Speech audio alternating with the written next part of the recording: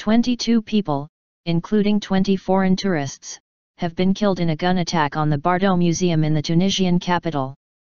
Italian, Spanish, Polish, and German citizens were among those killed, as well as a Tunisian and a police officer, PM Habib Essid said. Colombia's president later confirmed 2 Colombian deaths. Security forces killed 2 gunmen and were searching the surrounding area for accomplices, Mr. Essid said.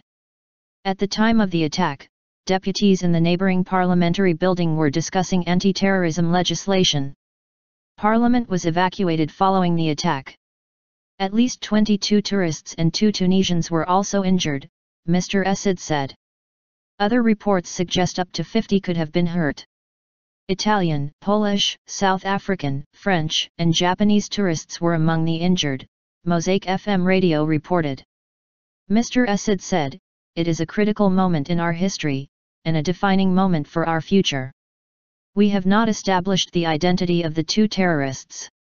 Reports are not final, these 2 terrorists could have been assisted by 2 or 3 other operatives.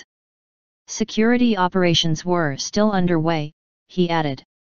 Parliament will hold an extraordinary session on Wednesday evening.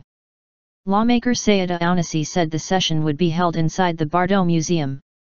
Tunisian President Beji Caid Essebsi said, "We are in a war against terrorism, we will fight them without mercy." Anti-terror demonstrations were reported in central Tunis on Wednesday evening, with crowds waving flags and condemning the attack. A museum employee told Reuters the 2 attackers opened fire on the tourists as they were getting off the buses before fleeing into the museum.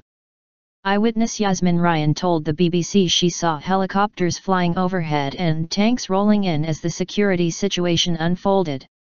The attack is a huge blow for Tunisia's tourism industry and its government, which only emerged at the end of a long political transition several months ago, the BBC's Arab Affairs editor Sebastian Usher says. Islamist militants have tried to derail the democratic transition, which, although fragile, remains the most positive result of the Arab Spring in the Middle East, our correspondent adds.